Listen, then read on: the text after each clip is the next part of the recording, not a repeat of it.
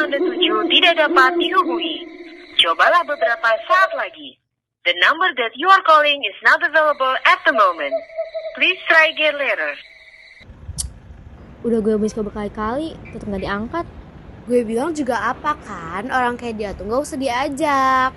Gue juga terpaksa kali ngajak dia.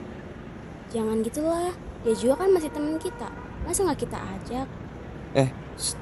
Udah, jangan pada berantem. Mending kita tunggu 5 menit lagi aja. Kalau emang dia nggak datang, kita tinggalin. Mereka pun menunggu gadis di parkiran rumahnya Sasa. Setelah menunggu selama 5 menit, tetapi gadis tidak datang juga. Aduh, kok gadis gak datang-datang ya? Ya nih, kita udah nunggu lama banget loh.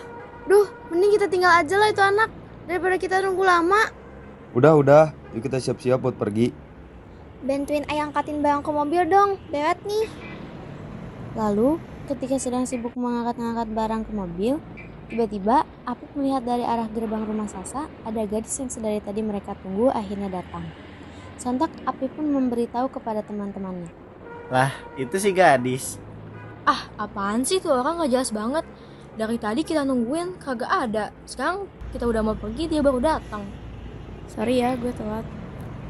Ya udah, langsung taruh aja barangnya di bagasi. Gadis pun langsung menaruh barang-barangnya di bagasi mobil.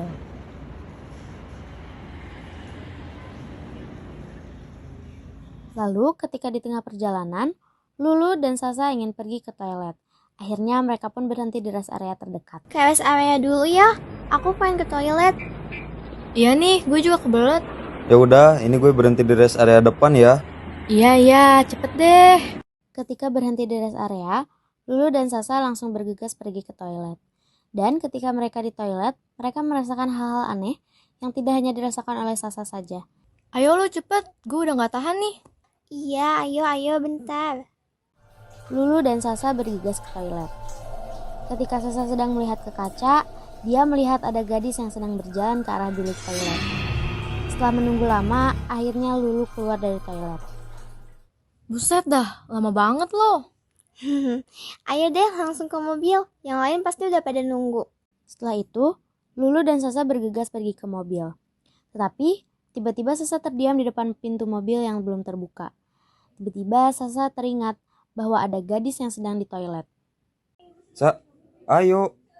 Bentar Zi, gadis lagi di toilet. Masa kalian gak nungguin? Apaan sih lo? Orang dari tadi si gadis di sini. Udahlah, buruan masuk. Tanpa pikir panjang, Sasa segera masuk ke dalam mobil. Mereka pun melanjutkan perjalanannya menuju tempat camping. Mereka kini sedang melanjutkan perjalanan mereka. Tempat camping yang mereka tuju memang cukup jauh. Harus menempuh jalan yang panjang dan cukup angker untuk bisa sampai ke tujuan. Tapi, untuk ketenaran tempat camping itu tidak usah diragukan lagi. Di waktu sunyi-sunyinya perjalanan, pikiran jahil Apip muncul. Apaan sih Pip? Gak lucu tahu. Biar gak sunyi-sunyi amat, bangun dong, bangun. Biar seru nih perjalanan. Kenapa nih? Duh, mogok. Pada turun dulu deh semuanya. Mereka pun akhirnya turun dari mobil dan mencari masalah utama yang membuat mobil mereka mogok. Di depan ada warung. Kita ke sana dulu ya, sampai nemu bantuan. Ih, seru juga ya, kayak di film-film horor. Aneh lo. Dia udah hampir gila karena gak ada sinyal. Aduh, mana harus dorong mobil rongsok lagi. Gatel-gatel nih tangan gue. Iya deh, iya Inces. Tak lama setelah mereka sampai di warung, keluar sosok nenek-nenek parubaya. Jika dilihat dari fisiknya, sosok nenek itu terlihat sudah berumur. Kira-kira umurnya 60-an. Tetapi, nenek itu masih terlihat sangat sehat dan bugar. Maaf nek, izin duduk dulu bentar di sini ya. Soalnya mobil kita mogok. Sosok nenek itu tidak mengeluarkan sepatah kata pun, melainkan hanya tersenyum lalu mengangguk. Tetapi ada hal janggal yang terjadi. Saat nenek itu menatap gadis dan Alia, sontak nenek itu berkata dengan nada yang sangat pelan. Nenek itu berkata, "Hati-hati." Mereka tidak terlalu menghiraukan perkataan nenek itu. Mungkin hanya gurauan semata, pikir mereka. Lagi pula, mereka sedang sibuk membenarkan mobil mereka yang mogok. Gimana Pip? Nemu bagian yang rusaknya nggak? Kira gue tukang bengkel, bisa langsung tahu. Tapi sejauh mata memandang, gue nggak lihat ada yang rusak sih. Aman-aman aja. Mampus, beneran kayak di film horor nih. Nah, bisa nih akhirnya. Lantas, mereka pun masuk ke dalam mobil untuk melanjutkan perjalanannya. Tidak lupa juga mereka berterima kasih kepada nenek penjaga warung yang sudah memberi mereka tempat untuk diam sejenak. Tak lama kemudian, akhirnya mereka sampai ke tempat yang mereka maksud. Jauh dari kota, sunyi, dan tidak banyak orang. Zian, sebagai orang yang mengatur-ngatur dan bertanggung jawab atas teman-temannya itu berpesan. Ingat nih, jaga diri, perkataan sama tingkah laku ya guys. Kita lagi di tempat orang. Itu kata Zian. Entah apakah perkataan Zian didengar oleh teman-temannya atau sekedar masuk kuping kanan, lalu keluar kuping kiri. Waktu sudah menunjukkan pukul 4 sore. Mereka memutuskan untuk bergegas mencari kayu untuk digunakan saat api unggun. 45 menit lagi kita harus udah kumpul di tenda ya guys. Jangan sampai ada yang hilang. Saat di jalan mencari kayu, Gap, gue mau ngomong deh sama lo. Kenapa, Sa? Lo ngerasa gadis aneh gak sih? Atau feeling gue doang ya? Lo juga sadar ya? Menurut gue semua dari kita sadar sih, Sa. Tapi udah deh, gak usah terlalu dipikirin. tak lama setelah Gaby melontarkan katanya, terdengar teriakan Sarah yang sedang memanggil mereka untuk balik ke tenda. Acara api unggun pun tiba. Tidak ada hal janggal yang terjadi. Hanya ada sekumpulan remaja yang sedang bergurau sambil tertawa-tawa. Pip, jangan dimakan semua dong itu. Bagi-bagi heh. Terserah gue dong. Apaan sih kalian? Semua berjalan dengan lancar. Apip dengan kejahilannya, Lulu yang sudah pasti bertengkar dengan Apip karena masalah sepele, dan yang lainnya hanya ikut tertawa melihat tingkah laku mereka sampai akhirnya. Kalian tahu nggak kalau malam gini anaknya ngapain? Cerita horor nggak sih? Duh, jangan dong. Udah malam loh, Gap. Justru ya, karena malam-malam gini jadi seru loh. Udah nih dengerin. Gue denger-denger tempat ini menyimpan segudang cerita mistis. Konon katanya sering ada suara gamelan yang nandain kalau orang sekitar lagi ngadain pesta. Terus konon katanya juga banyak orang yang hilang sehabis nginap di sini karena Gaby dengan kejahilannya yang bersamaan dengan suara kamera Sarah serentak membuat mereka semua kaget. Memang kejahilan kedua itu tidak ada tandingannya. Sumpah ya, Gap, beneran gak lucu. Lo harus lihat sih muka Lulu pas kaget. Ih, jelek banget. Hapus nggak?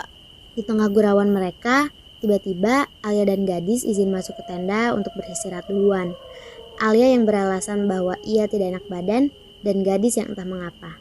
Akhirnya mereka melanjutkan acara api unggun tanpa mereka berdua. Acara api unggun pun selesai. Mereka pun pergi ke tendanya masing-masing untuk beristirahat. Sudah banyak kejadian yang mereka lalui. Tentu saja energi mereka sangat-sangatlah lelah. Tapi kalau yang dibilang Gaby itu benar gimana? Gak bakal lah, Lia. Gaby itu cuma bercanda. Ya, tapi kan bisa aja. Terserah lo deh, gue ngantuk.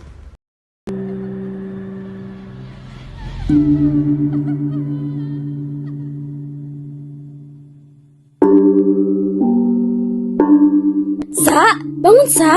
Sumpah, ini gue gak salah denger kan? Sa, tolong bangun dulu Sa. Tubuh Alia mulai bergetar, namun tidak ada balasan apapun dari Sasa. 10 menit pun berlalu. Sasa tiba-tiba terbangun dari tidur pulasnya dan suara gamelan masih berlanjut. Namun suaranya begitu kecil, tidak terjangkau oleh pendengaran Sasa yang masih setengah sadar. Betapa kagetnya Sasa melihat Alia yang sedang membelakanginya sambil menari tarian khas Jawa. Sasa pun mencoba menyadarkan Alia. Berkali-kali ia meneriaki namanya, namun tak ada respon dari Alia. Sasa pun mencoba menepuk pundak Alia. Alangkah kagetnya, Sasa melihat Alia yang sudah berlumuran darah. Bahkan, matanya sudah berubah menjadi warna merah. Setelah Sasa berteriak, Sasa langsung jatuh pingsan. Keesokan paginya, Sasa tersadar dengan keadaan bingung akan apa yang terjadi semalam. Teman-teman Sasa yang melihat Sasa sudah sadarkan diri, langsung melontarkan sederet pertanyaan. Hah? Emangnya gue kenapa? Sumpah Sa, lo gak sadar. Lo sepanjang malam teriak-teriak tau gak sih? Ngomong apa sih lo Orang gue dari tadi tidur pules kok.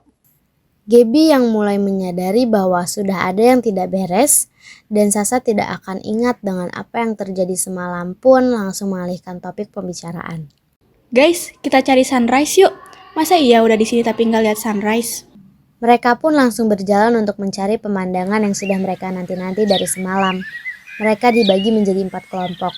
Satu kelompoknya berisikan 2 orang, yaitu Sasa dengan Sarah, Gaby dengan Alia, Lulu dengan Apip, dan Zian dengan Gadis. Tolong tetap waspada dan cek satu sama lain ya guys. Gue nggak mau ada yang hilang. Lalu di perjalanan saat mencari sunrise, ada sedikit obrolan dari Sasa dan Sarah. Sar, lo harus jujur sama gue. Sebenarnya ada apa sih tadi malam? Gue nggak inget apapun. Gimana ya, Sa? Mau gue ceritain pun, gue yakin lo gak bakal percaya. Dih, apaan lo tiba-tiba jadi sakal gini? Udah deh langsung jelasin aja. Enggak deh, nanti aja pas pulang. Pamali. Ah, nggak seru loh. 30 menit pun berlalu. Mereka semua sudah berkumpul kembali, terkecuali untuk Zian dan Gadis. Mulai deh tuh 2 orang ngeribetin. Udah gue bilang ngumpul lagi, malah kelayapan. Tak lama dari Sasa melontarkan katanya, terdengar suara larian Zian yang semakin mendekat. Woi Zi, dari mana aja? Belum sempat menyelesaikan kalimatnya, omongan Apip sudah terpotong oleh Zian yang terlihat sangat pucat. Ada yang lihat Gadis gak? Gua dari tadi sama dia, tapi dia tiba-tiba hilang. Gak usah bercanda deh lo. Gue berani sumpah. Dia udah cari di mana-mana gak ada. Lagi dan lagi kejadian aneh menimpa mereka. Mereka bergegas mencari Gadis. Setelah mencari di seluruh tempat, Zian menemukan Gadis di tepi jurang. Gadis, lo kemana aja sih? Orang-orang udah pada nyariin lo kemana-mana, tapi lo gak ada. Malah diem di sini. Zian yang sudah emosi pun langsung menghampiri Gadis dan menepuk pundak Gadis. Namun, ketika menepuk pundak Gadis, tubuh Gadis menjadi tembus pandang dan membuat Zian terjatuh ke jurang dan tak sadarkan diri. Saat Zian sadarkan diri, dia melihat ada Gadis di atas jurang yang hanya menatap Zian sambil tersenyum menakutkan. Bukannya membantu Zian yang ada di bawah jurang, Gadis malah meninggalkan Zian begitu saja tanpa sepatah kata pun. Zian heran melihat Gadis yang berperilaku sangat aneh dan tidak seperti biasanya. Namun, Zian tidak mau ambil pusing dan langsung berusaha untuk naik ke atas jurang. Zian, lo kemana aja? Kok baju lo kotor? Dari tadi kita nyariin lo tahu. Sederet pertanyaan muncul dari teman-temannya. Namun, Zian mencoba mencairkan suasana dan tidak ingin ambil pusing. Panjang ceritanya. Gak usah terlalu dipikirin. Gimana Gadis? Ketemu? Belum. Kita udah cari di mana-mana. Nihil. Mereka pun melanjutkan pencarian mereka. Karena mau bagaimanapun, mereka tidak bisa meninggalkan Gadis begitu saja. Di tengah pencarian mereka, terdengar suara hewan buas. Bersamaan dengan suara hewan buas, terdengar juga suara teriakan Alia yang posisinya berada di paling belakang. Hah? Suara apa tuh? Semuanya aman kan? Sar, Alia nggak ada, Sar. Ah, kacau. Tempat tidur nggak beres. Please guys, pulang aja yuk, gue udah gak tahan. Kita semua juga udah muak, lu. Tapi mau nggak mau kita harus cari mereka. Mereka tetap bersikeras untuk mencari kedua temannya itu, meski sudah tidak bertenaga dan sudah muak dengan segala hal yang sudah terjadi. Mereka sudah mencari Alia kemana-mana, tetapi Alia tidak ditemukan juga. Sampai akhirnya mereka menyerah dan tidak melanjutkan untuk mencari Alia. Duh, kemana sih si Alia? Ih, kayaknya kita harus udah pulang deh. Kita juga udah cari mereka kemana-mana kan, tapi nggak ada juga. Ya udah. Mending sekarang kita pulang. Kita minta bantuan tim SAR untuk cari Alia. Bener, kita juga harus kasih tahu mamanya Gadis kalau Gadis juga hilang. Ya udah, ayo cepat. Ya udah, sekarang gue telepon dulu mamanya Gadis. Halo tante, ini Sarah. Sarah mau ngasih tahu kalau Sarah, akhirnya kamu bisa dihubungi. Tante sudah berkali-kali menghubungi kalian, namun tidak ada jawaban. kalimat Sarah langsung terpotong oleh mama Gadis yang terdengar sangat panik dan khawatir. Emangnya kenapa Tan? Tante ingin mengabari kalau Gadis kecelakaan tadi malam. Kalian bisa kan ke rumah sakit lekas sembuh sekarang juga? Halo, Sarah, bisa kan? Iya tante. Keadaan Gadis gimana sekarang? Gadis belum sadarkan diri dari kemarin. Oh iya tante, kami langsung berangkat ke rumah sakit. Gimana Sar? Apa kata mama Gadis? Kita putar balik ya, ke arah rumah sakit lekas sembuh. Sar, Gue tahu lo lagi terpuruk. Kita semua juga lagi sedih atas kepergian mereka. Tapi nggak gini juga, Sarah. Udah cepet, langsung aja. Mereka semua terlihat sangat kebingungan setelah mendengar ucapan Sarah. Sejuta pertanyaan muncul begitu saja. Tapi tanpa pikir panjang, mereka langsung putar balik dan menuju rumah sakit setelah melihat raut wajah Sarah yang sangat pucat dan tegang. Setibanya di rumah sakit, Mama gadis langsung menghampiri mereka dan menuntun mereka ke ruangan di mana gadis berada. Betapa tak percayanya mereka saat melihat gadis yang sedang berbaring tak berdaya di ranjang rumah sakit. Mama gadis pun langsung menceritakan kronologi kecelakaan gadis. Beberapa jam berlalu, matahari mulai terbenam, langit mulai gelap. Kita semua turut berduka cita ya Tan, atas kejadian yang menimpa gadis. Oh iya, sudah mulai gelap, sebaiknya kalian pulang. Ya Tante, ini mau. Kami semua izin pulang ya Tan. Iya, hati-hati anak. Setibanya di mobil, mereka semua masih tak percaya dan masih sangat kebingungan. Belum bisa memproses semua hal yang terjadi kemarin. Gue bukan lagi bermimpi kan? Terus yang tadi ikut camping sama kita siapa? Keadaan Alia gimana? Gue bener-bener bingung. Udah Sasa, udah. Kita semua juga bingung. Tapi untuk sekarang, yang bisa kita lakuin cuma diam dan sabar.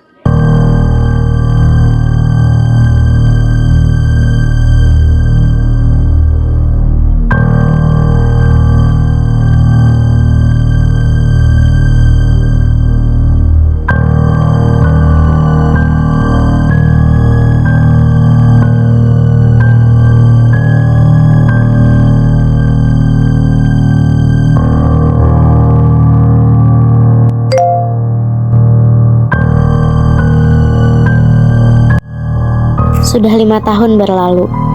Tempat camping yang mereka kunjungi kini sudah ditutup. Mereka yang awalnya 8 orang, kini hanya tersisa 4 orang, yaitu Sarah, Apip, Gaby, dan Lulu. Alia yang hilang saat camping dan 3 hari kemudian mayatnya baru ditemukan. Gadis yang meninggal setelah mengalami koma selama 1 minggu, serta Sasa dan Zian yang meninggal karena kecelakaan bersamaan dengan meninggalnya gadis. Meskipun mereka sudah berpisah, mereka yakin bahwa masih ada ikatan di antara mereka. Agar mengoyak sisi yang telah merantau, dendam membakar diri yang tersesat. Ucap menyeruak di dalam kalbu, gelap menghampiri.